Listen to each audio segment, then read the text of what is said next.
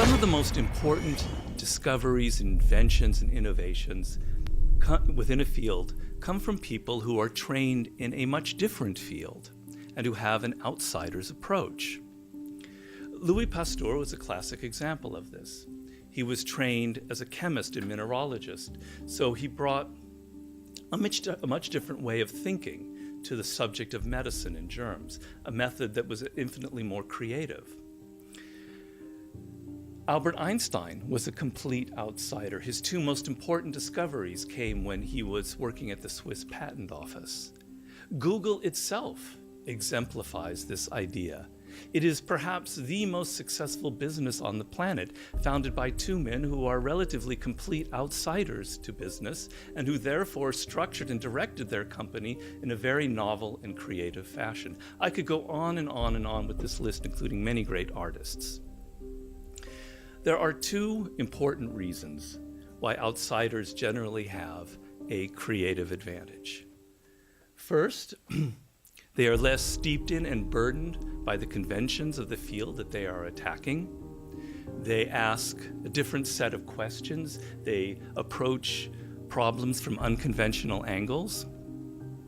And second, they are often trained in totally unrelated fields and so can make interesting and creative connections between two very different forms of thinking, like science and business, or chemistry and medicine, or engineering and design.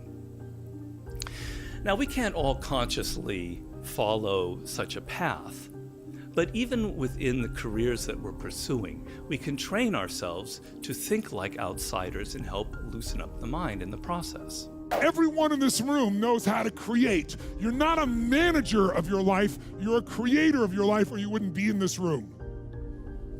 How do you create your life? You get hungry for something, don't you?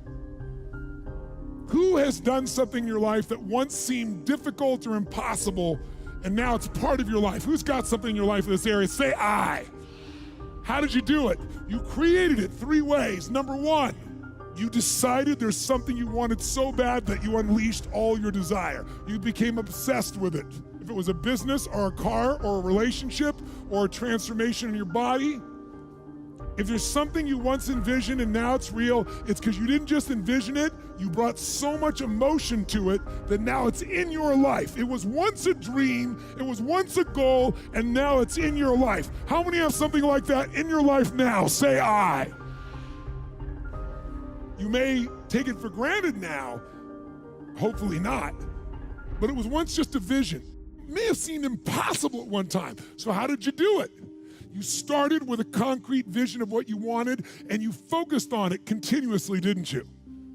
Wherever focus goes, energy flows. You envisioned something, you got clear about it, and then you started thinking about all the reasons why you wanted it. You got excited about it. Said, this is what's next for me now. I want this. You may have dreamed about it, thought about it, talked about it. But when you focus on something continuously, something magical happens. You get insights, don't you? You overhear a conversation and you hear something you wouldn't have heard if you didn't have that outcome or goal that you wanted so badly. Who's ever come up with something, obsessed about it, didn't even know how to do it, and it just happened and it came together? Who's had that experience? Say I. So why don't we tap into that power now for your business and life? So when we came to America, we were poor and broke, the way I looked at it, because we would always run out of money before run out of month. We decided, do we do without electricity or gas? Because some months we couldn't afford to pay both. And being broke is being without money. Being poor is being kind of scarcity-minded, poor-minded. And we just realized that money's for the rich, money's for the Americans, it's for the people who were born here, who went to college. And that's how I grew up. And later, Jim Franco taught me that, hey, you know what? You can't be scarcity-minded. You have to live in abundance. You have to understand that people just want a solution to a problem and they don't care about the color of your skin, about the level of your education. They want a solution to a problem. So he taught me, he had to break all these old patterns that I had, right? What were some of the patterns? Some of the patterns were that money's for the white folk and not for the foreigners. You actually thought? Yeah, I really, because that's how it was. Because every time we went and got more food stamps, it was all foreigners. There was no white people in line, at least not in the parts of Santa Ana that I was raised. And so I felt that money was for the people who were telling us to leave this country, go back to your own country. And that also puts a chip on your shoulder, right, against them. And so I guess I had some reverse racism towards white America. Now I realize for no apparent reason. There was a couple of idiots in every culture, I imagine, right? But so that was one pattern that I had. Another pattern that I had was that being proud to be blue collar. Like my dad was like, and he still says this, work is holy. And I believe that work is holy. But the fact that he had so many jobs, a paper route, pumping gas, worked at a pizzeria. And so because of that mindset, blue collar, we were always this blue collar mentality, and I took pride in being blue collar. Another pattern Jim Franco had to break was he's like, dude, be white collar. Don't use the shovel, sell the shovel. I'd never heard that phrase before. I'm the guy that took pride in, I could dig a deeper hole, a deeper trench, I could outwork you, but that's still trading time for dollars. And so to be able to break those limiting belief systems that I had, to me was huge. And all of a sudden I realized I'm no longer poor-minded. I may end up broke again. I do really well now, but I may make one or two bad decisions with my money or my investment and end up being broke again, but I'll never be poor.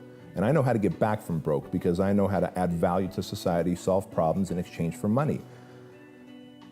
But I'll never be poor again. And poor is a state of mind of feeling out of control, scarcity-minded, taking pride in being blue collar. No one should ever take pride in being blue collar, period. You've got a brain, you've got a solution to a problem that people want to pay for, put it out there. So when you say scarcity-minded, abundant-minded, what do you mean? Well, a scarcity-minded person says, uh-oh, someone else opened up a gym, across the street from me, they're gonna put me out of business, I better charge less, right? The abundant-minded person says, someone else opened up a gym across the street from me, I better out-service them, outwork them, out-social media them, right? So the scarcity-minded person is always, the sky is falling, the Chicken Little mentality, the, oh my gosh, if Trump goes into office, then we're all screwed. Oh my gosh, if Hillary goes into office, then we're all screwed. I don't care who's in office anymore. I control my own economy. The economy can crash and go back up and back down again. I will find a way. As Tony Robbins says, I'm built for winter. I just didn't know it.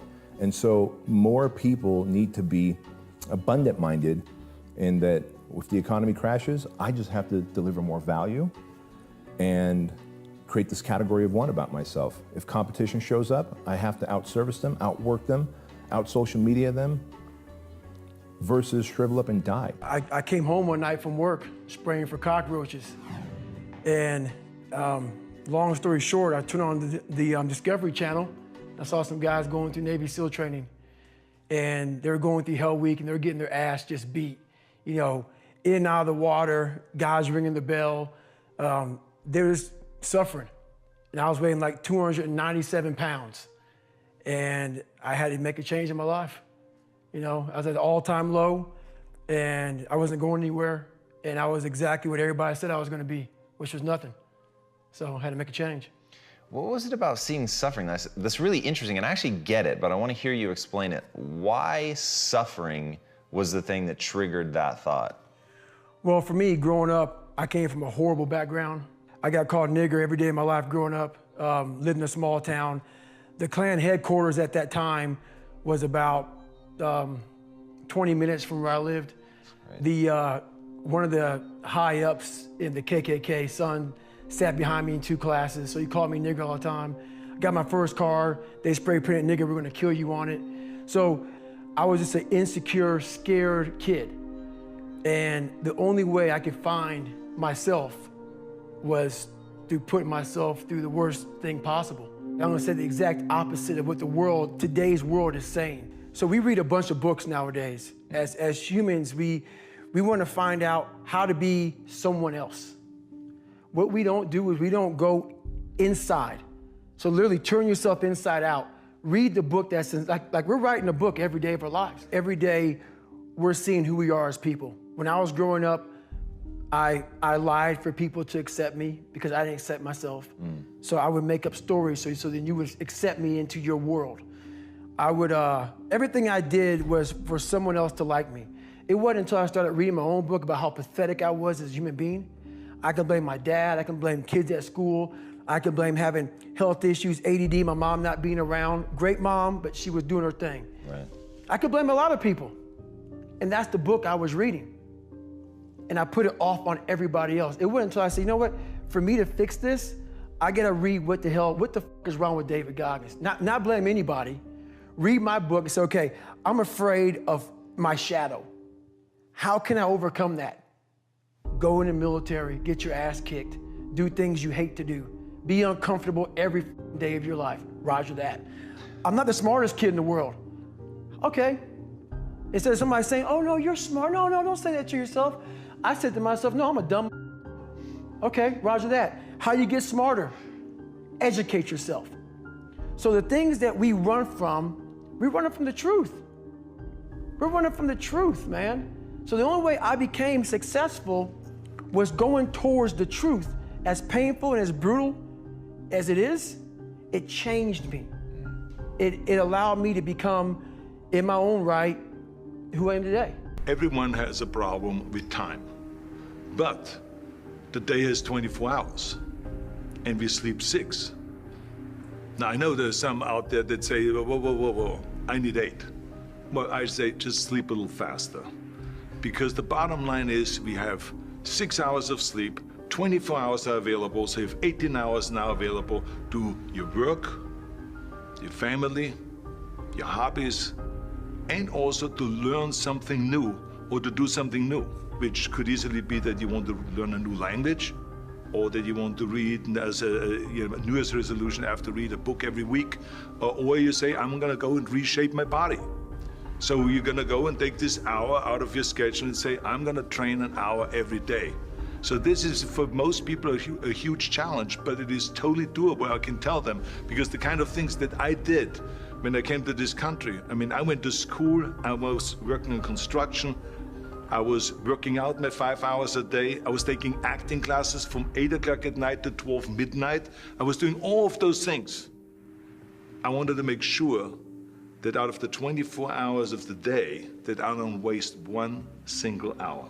Those hours were too precious. And so there I just want to tell people, don't give me this thing, I have a difficult time with the time and I don't have time for this and I don't have that. You have time, you make the time. Hard work and discipline and rehearsal, and that's always the most thrilling way to earn applause. And everything that you've seen me do, I've always rehearsed a lot for it. So there's a lot of passion that goes behind it. I mean, doing the same thing, I mean, just being known for like one thing your whole life, that's sad, you know?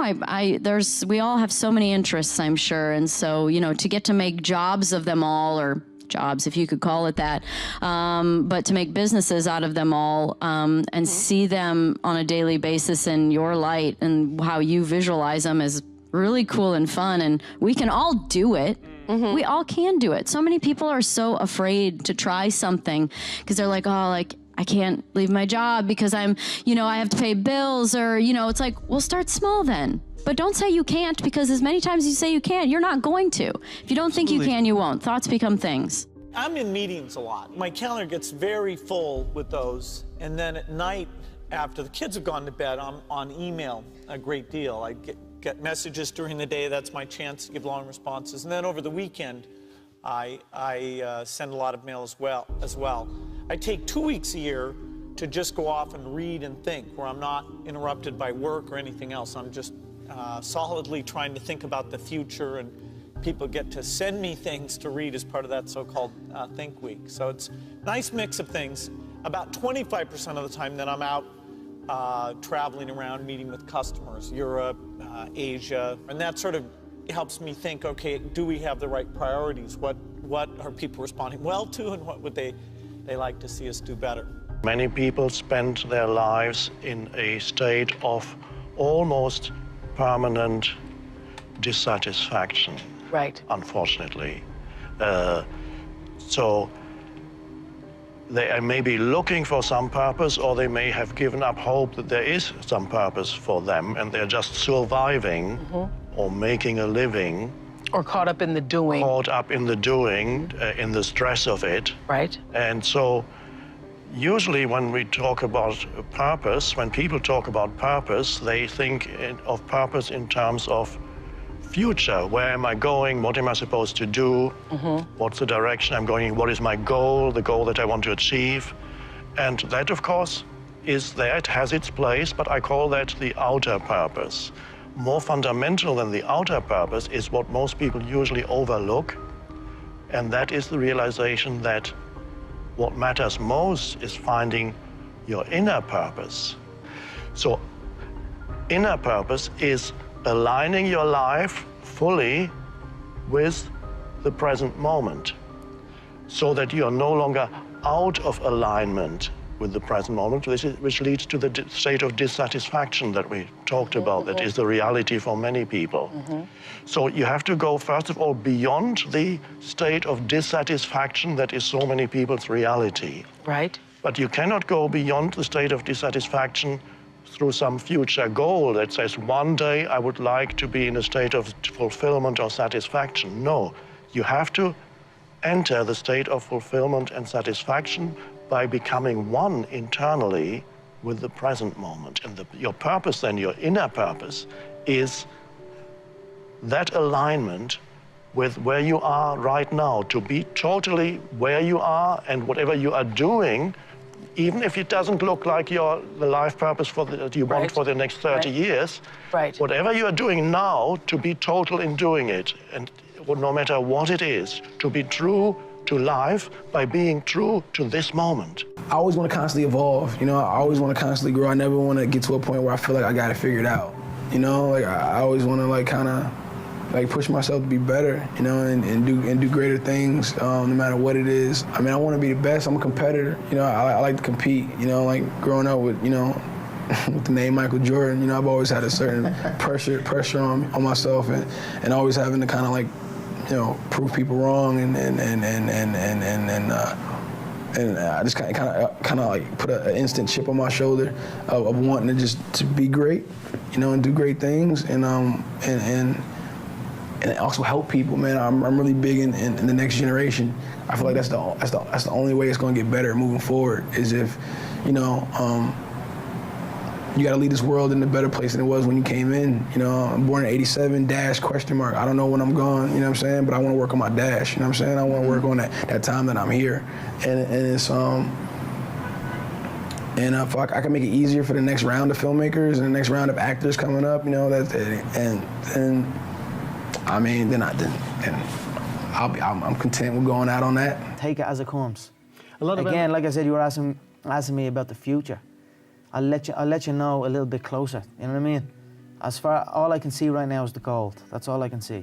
You need to bet on your strengths and don't give a about what you suck at. You're gonna, way too many people in this room are gonna spend the next 30, 40 years of their lives trying to check the boxes of the things that they're not as good at, and that you're gonna waste a load of time and lose. I highly recommend auditing yourself, or if you have no empathy or EQ or self-awareness, then find somebody in your family or friendship that does and let them tell you who you are. And once you believe that, either for yourself or someone else told you, go directly, all chips, all into that, because that is the only possible way, in my opinion, watching from the outside, that is, let me rephrase, that is a very highly likely way of over-indexing, because the truth is, if you want to be an anomaly, you've got to act like one. You know, like, and so, that's it, that's what I got. So thanks for having me. As I started studying people that did more.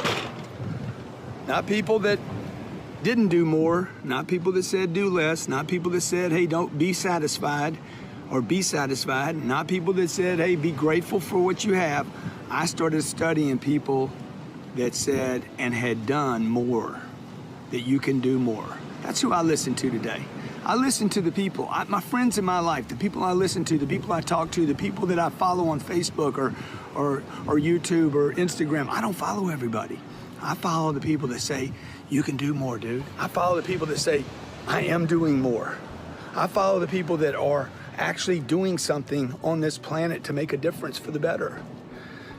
You have to be selective. You have to give something up, okay? You cannot listen to everybody, to every voice, to every person that's quit or given up. You got to make a decision. If you have that little voice inside of you that says you can do more, you have to give attention to that voice, and you got to feed it with those that support that idea that you can do more. Focus on things that are AI driven, artificial intelligence driven, whether it's machine learning, deep learning neural networks, medical applications. But within AI is a buzzword that everybody's using right now. You know, and to that point, you know, we as old guys, we go back and it's like 1995, we talk about the internet. And I would say to people back in 1995, look, if you don't understand the internet, you're not gonna be able to do business. And now that's just blocking and tackling, it seems obvious. Back then it wasn't, right? I could even take you further back to my first company. You know, what we did, it was a company called Micro Solutions, and we did local area networks and wide area networks. And I used to walk into companies and say, you're gonna have to hook these PCs together at some point. That'll make you more productive, more effective, you know, give you a competitive advantage. And people are like, nah, I'll just carry this floppy from this PC to that PC. Yeah, okay. But today, we're at the same type of inflection point with artificial intelligence. You don't have to be an expert and be able to put together your own neural network. You know, you don't have to know what weights and biases are. But you have to have more than just a cursory understanding. Just like you have to know the difference between, you know, different types of websites, and you have to understand e-commerce if you're in e-commerce. You have to have a cursory understanding of how apps work. You're gonna have to have at least, if not more, cursory understanding of artificial intelligence, because it will change everything we do. And if the internet was 10x in terms of change to business, artificial intelligence will be 100x or more. If you go to my house, right next to my bed, there's a book, Machine Learning for Dummies. If you go into my bathroom, there's deep neural networks for dummies, right? If you go in, there's a something for dummies in every room of my house. You know, it can go two ways, I know, but I'm just telling you, put the time. I mean, I've taken, you know, I can't even tell you how many hours now I spend every week, if not daily, working. Like, I'll go onto Amazon, AWS, and go through their machine learning tutorials. Don't think to yourself, I'm not technical enough, or I'm not gonna get this, or I don't get into this, or it's too much. Try it. Get as far as you can, because it's like doing a basic website and a little bit of HTML. Just having done that, you feel smarter and you feel a little bit more confident about this. You know, I don't want to be an alarmist, but I'm trying to scare the hell out of you because it's important. It's a very natural process to begin something, to be very excited, and then as you go down that process to realize, yeah, I actually don't like this, it's not giving me as much energy as I thought it would, it's taking energy away, and therefore I want to give up and quit that thing. And she said, if you do that once or twice, like, hey, so be it, but if you're doing it every time, if you just love that initial rush, that excitement of something new, but the actual nitty-gritty reality of getting good at it, of doing what Michio Kaku calls having butt power, meaning you sit your butt in the seat and you do the work, if that's really your problem and nothing is interesting enough for you to sit there and do the work, you haven't developed grit yet. And so grit is the ability to persevere, to see things through, to go past the point at which it has stopped being fun and it becomes boring because you believe in your end goal enough, you're excited by what you're trying to accomplish so much that you're willing to fight through all of that difficulty. You're willing to fight through the boredom, you're willing to fight through the unease that arises when you step outside your comfort zone, you're doing things you're not good at, and things that are boring. Those are the two things that I find kill most people. They just cannot handle the things that make them go, oh God, like I'm not very good at this and I'm feeling really badly about myself. And they forget that they can get good on a long enough timeline. And then two, inevitably, in any pursuit of greatness, in any endeavor where you're trying to gain mastery, you're gonna get bored, because practice is repetition. It's doing something over and over and over and over to really train yourself to get to the point where you're truly exceptional. And there's just so much boredom inherent in that process. So building in the resilience to see all that stuff through is the key part of grit. And when I say life doesn't happen to you, it happens for you, I really don't know if that's true. I'm just making a conscious choice to perceive challenges as something beneficial so that I can deal with them in the most productive way. You'll come up with your own style. That's part of the fun. There's a very thin dividing line between success and failure when you start a business from scratch. And you know, if you don't have enough money to pay the bills, you go the wrong side of that dividing line. And if you can somehow get enough money to pay the bills, you stay the right side of that dividing line. You know, I've always been running faster than perhaps I should, and and I have great difficulty saying no to things, so keep on taking on new things. And we've just managed to stay the right side of the dividing line over the last 50 years in business. But equally, in those early days, when you're starting a business without any financial backing, it's easy to slip the wrong side. And in fact, most entrepreneurs do slip the wrong side. And the important thing is then just to pick yourself up and start again. And if it doesn't work at that time, keep going until you do succeed, and not to give up. How did you stay motivated all the time? People ask me that all the time, and the answer is I didn't, and neither did you to become successful. The separator in life is really important. People think the most inspired, motivated person wins. Nah, not really. It's the person who can work on the days they're not inspired and motivated. It's what do you do when you're not feeling great? What do you do when it's not your best day? How do you do that? Carries you through is rituals and habits. So when you're fatigued, when you're tired, when you're under pressure, you react reflexively. And so successful people rely on habits and rituals, not just their inspiration and motivation level. Of course, we're both professionals at being motivated and inspired, but that's not every day, every minute. And so what do? I work on the days because my habits and rituals carry me through. And so for me, here's how I look at my life and my day. If I can control the first 30 minutes of my day, and the last 30 minutes of my day, I have a whole lot better chance of the middle of my day being controlled. And so I'm a freak about the first 30 minutes of every day. It's really about the first 45 minutes, and I'm obsessive about the last 45 minutes of every single day. That gives me some illusion in my mind and measure of control. The other thing it does, it delivers to me habits and rituals that serve me, that I do every day that are consistent. It gives me comfort in stormy times. That ocean out there is raging at the top right now, right? The waves are crashing. At the bottom of that ocean, it's completely calm. At the bottom of that ocean is the habitual part of the water, right? It's the part of the water that stays the most consistent. That's why it's so calm, okay? So when you see someone out of control, their emotions are up and down all the time. This is someone who is without rituals and habits. Successful people have those, and so they do. And so it keeps me calm, it keeps me comfortable. When I decided to do this, I first talked to my wife, who is sitting here in the audience, and she had married a relatively stable, goofy, but still relatively stable person working at a Wall Street firm. I worked at a quantitative hedge fund, and this was a hard decision. And I was looking for the right framework in which to make that kind of important decision. And the right framework I found is a regret minimization framework. And so that's just a nerdy way of saying that you want to project yourself to age 80, and then think back over your life. And if you're 80, what are you want to minimize the number of regrets you have throughout that period of time. I think this is something a lot of people do, maybe subconsciously. Very few people probably name it regret minimization framework because most people are healthier than that. But it was a very clear way for me to think about making that kind of life decision. And the way it helped was I thought, okay, if I go do this thing and participate in this thing called the internet that I genuinely believe is going to be a big deal, and if I fail, am I going to regret having tried and failed? And I knew the answer to that was no.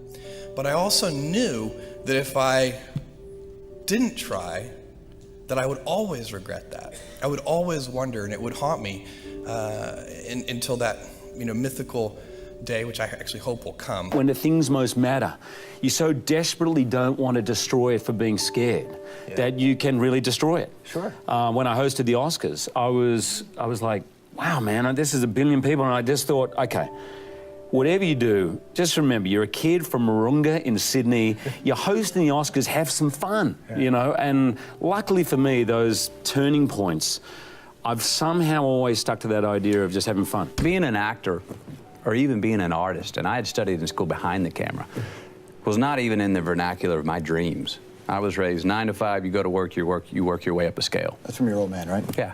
And that was all I was able to even, like I said, dream about. So the idea of living life and having a career that was in the arts, that was in the storytelling business, that was something that was really fun, was not something that, like I said, I even dreamed of. I was in the right place, right time, right bar. Guy found me and said, you want to come in and read for a part in a movie I'm here producing called Dazed and Confused? I said, sure. I go read for the part. It's got 3 lines. 3 lines turns into 3 weeks' work. They're paying me $325 a day. People are telling me I'm pretty good at it, and I think I'm getting away with something. And I still do feel like I'm getting away with something. Didn't you? People are just afraid, man. So many people are afraid of rejection or failure, but without failure, you have no success. What stung the most, biggest failure, I had a TV show called The Big House, got picked up by ABC. They told me that we were gonna do 12 episodes, flew me down to New York. This is the biggest news ever. I'm about to be rich, holy shit, I'm 22. I got a TV show, I'm writing, executive producing, starring in the show. You know what, no, I'm not just gonna go down there by myself. We gotta bring the cast. They said, nope, Kevin, we only flying you. I said, well, I'm gonna pay for the cast to come. I took my own money, flew them all down to New York. Get to New York, put on my suit, people taking pictures of me walking out. This is the best thing ever. Holy shit, I'm famous. This is what it is. I get to the upfronts. Upfronts are where they announce your TV show. It's a slew of shows. They're announcing their time slots. I'm next. They're about to announce The Big House. Somebody puts their hand on my chest and says, Kevin, wait. They talking to earpiece. They said, nope, I'm standing with him right now. I'm like, what's going on? What do they want me to do? You know, they want me to go on the other side or something? And he goes, okay, I'll tell him. They canceled. They're not going to pick you up. You got to step back. And I was like, wait, that don't sound right. Literally that fast, they sent me home. They were like, you got to just go home. TV show got picked up 6 months later for 6 episodes. The 3rd episode's aired. They canceled the show again. I got the show canceled twice in a 6-month period, which has never been done before. I booked about 3 more pilots. Got canceled. There was a show called John Stamos' show. He was a publicist. And they wanted me as a series regular. The show was going great. Ratings were good. Put me on the show got canceled. It was everything I touched on TV. Turned to I'm now just sitting out here doing nothing. I ain't had no money. Borrowing money left and right. I decided to say, F it. I said, I'm just gonna do stand-up comedy and focus on my craft. And I slaved the road for about 5 years, doing the same circuit over and over again. I really think creativity is important, whatever you do. I think it's fun to be creative with meals that you cook or meals that you eat or vacations that you go on or dates that you set. You know, I just think it's fun to be creative. Everyone likes that. And I think authenticity is just super important. I might be hyper aware of it because I grew up in an industry that's wrought with inauthenticity, that people will look you right in the face and totally tell you what you need to hear at the moment. I don't think that's unique to that industry, but it's filled with it there. So I think transparency and authenticity is just super important. I don't mind having conflict with someone if we can then be done with it. It's that years spent where you know that something's going on and you're not talking about it, those awful Thanksgivings with the family of cousins. Where you're like, hey, Jim. Hey, Neil. I hate that. I hate that. Life's too short for that stuff. Just saw this Rumi quote that I love. Set your life on fire and seek those who fan your flames. The Philly translation of that is don't be hanging with no jank-ass jokers that don't help you shine. The prerequisite for spending time with any person is that they nourish and inspire you. They feed your flame. Look at your last 5 text messages. Are those people feeding your flames or dousing your fire? Put your phone down for just a second and look around. Look to the people around you. Are those people throwing logs on your fire or are they pissing on it? The people that you spend time with are gonna make or break your dreams. Everybody don't deserve to be around you. You gotta defend your light with your life. So who are the people in your life that are fanning your flames? Shout them out, tag them below. You'd think there were no hurdles or obstacles that I had to overcome, but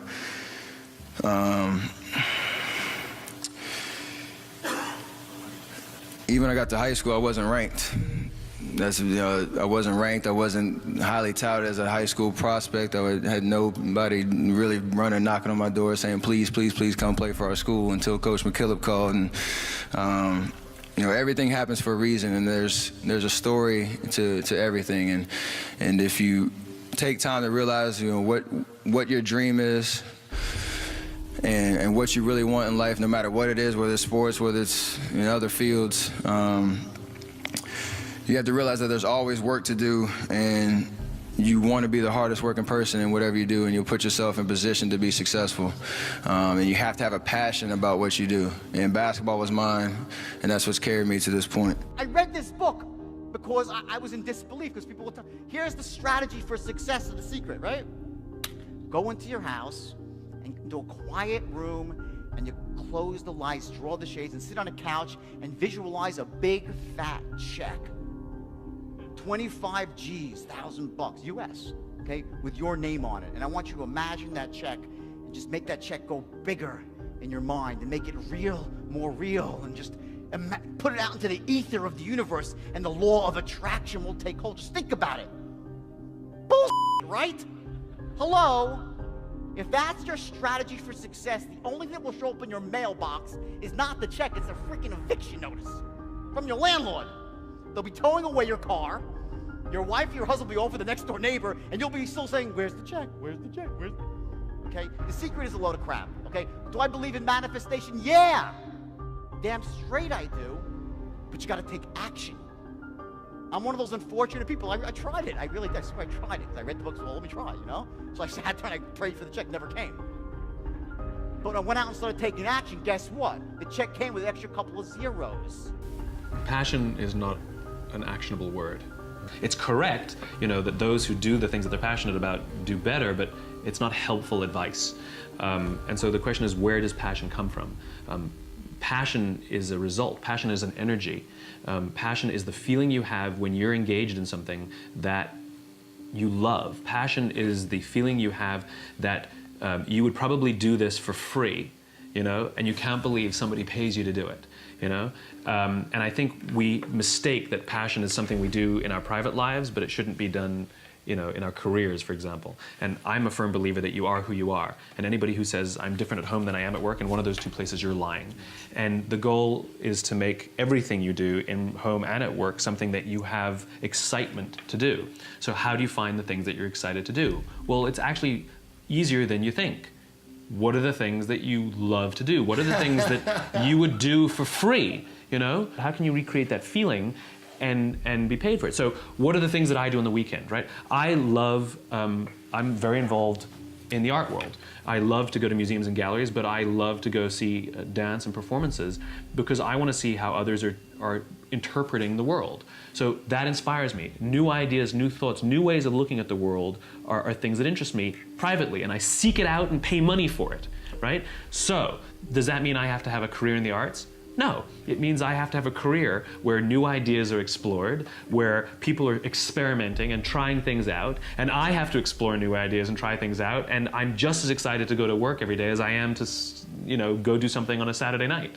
And so the idea of finding your passion is ironically simple because you should be doing stuff that you enjoy sometimes. What is the stuff that you enjoy, and then what is the stuff that you love? Who are the people that you love, and what do they all have in common? I find that levels of success in almost any industry or area correlate to a person asking great questions.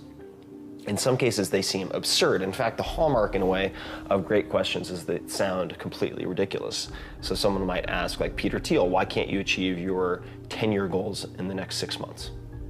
As a thought exercise, that's a good question to answer for yourself. And these types of questions come up surprisingly often with very, very impressive folks, whether it's in business, military, entertainment, or otherwise. And the way you can get better at questions is by studying interviews in part. So I studied Larry King, I studied Charlie Rose, I studied Terry Gross, I studied go down the list. I studied Tony Robbins, who does in-person, one-on-one interventions at his events in front of 10,000, 5,000 people. And he's just genius with how he uses questions to like pattern interrupt and grab someone's attention and divert them in a more productive direction. Now, why is that relevant? It's relevant because thinking is the process of asking questions. You're asking yourself questions and then you're answering them in your own head. So if you get better at asking other people questions, you get better at asking yourself questions, which means you're improving your thought performance and level of thinking. I don't try to look too far in advance because I get overwhelmed really easily. You know, like if someone has a lot of weight to lose, if their goal is like lose 100 pounds, I can only imagine, like, even with me with some of my goals, like this recovery, it feels like it's so far away, and it takes so long for you to like start seeing a difference that like you're naturally are motivated to keep going, right? That it'd be super easy to give up or to want to stop. But if you, and I tell people this, if you just focus on all those little moments along the way and ignore what your big goal is, time goes by so fast. Yeah. Like a year goes by so unbelievably fast that it will be here before you know it. And I completely agree that sometimes if you focus on something that is so far away or does feel so out of reach, you can definitely get too discouraged like before you actually try to get there. Start checking in with your thoughts and how you're feeling each day. So outside of a gratitude practice, which I'm going to kind of talk about as well, this is probably the #1 fastest way that you can start changing your life. And I'm going to tell you about the ripple effect that happens.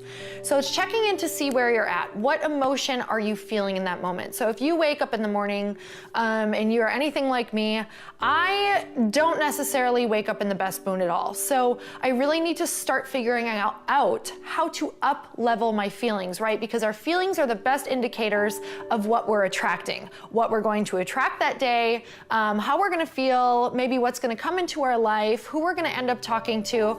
Because truly, truly, I know that we are all on we're all vibrating at a different frequency. So if you are a really positive, excited, happy person who knows that great things are going to come your way or who's always thinking positive, you're going to attract that same type of person. And I can see this through my life as I've really started to up-level my life and my thoughts and my business, the people that are being drawn to me. So you really do, it really is like attracts like. So what we want to do is we want to get you into that mode, right? Those people that you're like, wow, they can just walk into a room and you just feel their energy. They're just vibrating so high, or maybe they're just always so happy, or they always, you just want to be around them because you want a piece of what they have. So how do we get there? How do we become one of those people when you wake up in the morning? Maybe if you are at a low point or you're thinking about all the things that you have to do that day, what is a thought or what is something that you can do to get yourself to the next best reachable thought? So I don't want you to think that you have to go from 0 to 100 in that split second. It's basically going from 0 to 5 to 10 to 20 to 50 and working your way up. So it's one thought at a time. So maybe you wake up and you just say 3 things that you're grateful for every single morning. You let yourself really experience being grateful for it. Really think about why you're grateful. And then what you're gonna do is as you mosey down the stairs to get your cup of coffee, you say 3 more things you're grateful for.